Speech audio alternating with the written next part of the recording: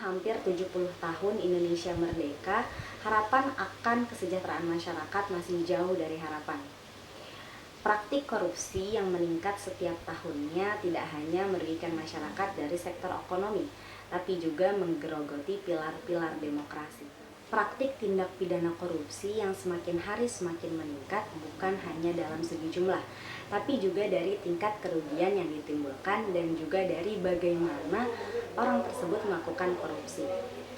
Bahayanya, praktik ini tidak hanya mengancam masyarakat dalam segi ekonomi, tapi juga akan mengancam masyarakat dalam kehidupan berbangsa dan bernegara.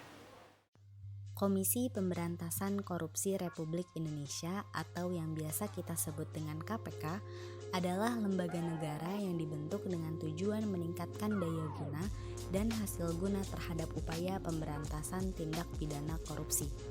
KPK bersifat independen dan bebas dari pengaruh kekuasaan manapun dalam melaksanakan tugas dan wewenangnya. Dibentuk berdasarkan Undang-Undang Nomor 30 Tahun 2002 tentang Komisi Pemberantasan Tindak Pidana Korupsi, KPK diberi amanat melakukan pemberantasan korupsi secara profesional, intensif, dan berkesinambungan. KPK merupakan lembaga negara yang bersifat independen yang dalam melaksanakan tugas dan wewenangnya bebas dari kekuasaan manapun. Penegakan hukum untuk memberantas tindak pidana korupsi yang sebelumnya dilakukan dengan cara konvensional terbukti mengalami berbagai hambatan.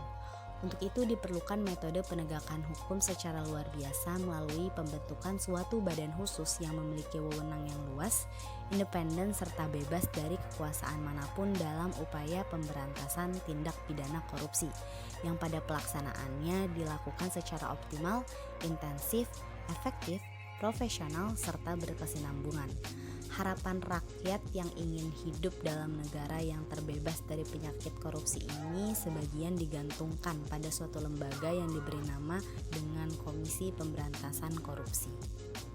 Undang-Undang Nomor 30 Tahun 2002 tentang Komisi Pemberantasan Tindak Pidana Korupsi menjadi dasar dari pembentukan KPK. Melalui undang-undang ini, KPK yang lahir pada 29 Desember 2003 semakin menjawab antusiasme masyarakat dalam pemberantasan TPK. Nah, sekarang kita beralih kepada materi tentang tugas dan wewenang Komisi Pemberantasan Korupsi. Sebagaimana tercantum dalam Undang-Undang Nomor 19 Tahun 2019 tentang perubahan kedua atas Undang-Undang Nomor 30 Tahun 2002 tentang Komisi Pemberantasan Tindak Pidana Korupsi, KPK memiliki tugas sebagaimana berikut. 1. Koordinasi dengan instansi yang berwenang melakukan pemberantasan tindak pidana korupsi. Kedua, supervisi terhadap instansi yang berwenang melakukan pemberantasan tindak pidana korupsi. Ketiga, melakukan penyelidikan, penyidikan, dan penuntutan terhadap tindak pidana korupsi. Yang keempat, melakukan tindakan-tindakan pencegahan tindak pidana korupsi.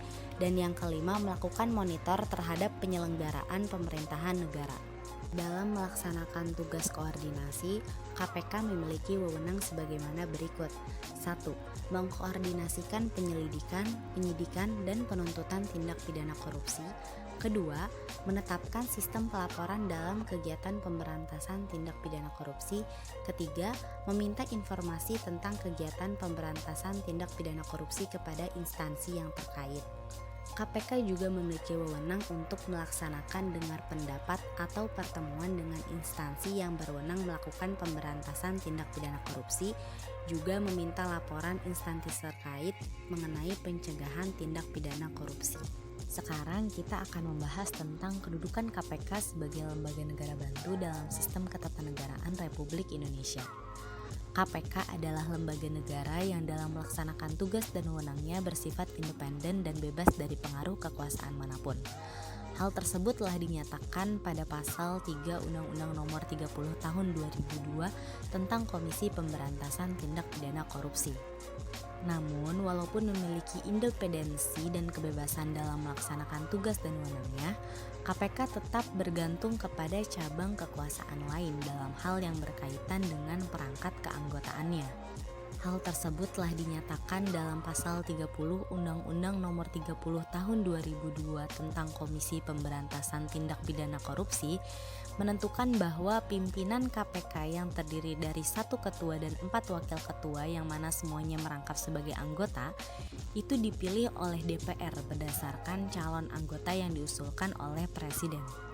KPK juga memiliki hubungan kedudukan yang khusus dengan kekuasaan yudikatif, setidaknya untuk jangka waktu ke depan dalam pasal 53 Undang-Undang Nomor 30 Tahun 2002 tentang Komisi Pemberantasan Tindak Pidana Korupsi mengamanatkan pembentukan pengadilan tindak pidana korupsi yang bertugas dan wewenang memeriksa serta memutus tindak pidana korupsi yang penuntutannya diajukan oleh KPK.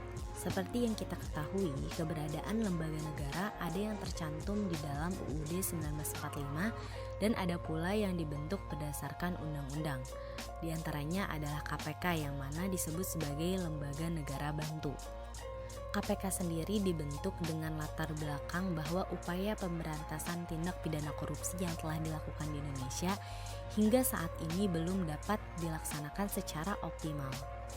Dengan demikian, keberadaan lembaga KPK secara yuridis adalah sah berdasarkan konstitusi dan secara sosiologis telah menjadi kebutuhan bangsa dan negara Republik Indonesia.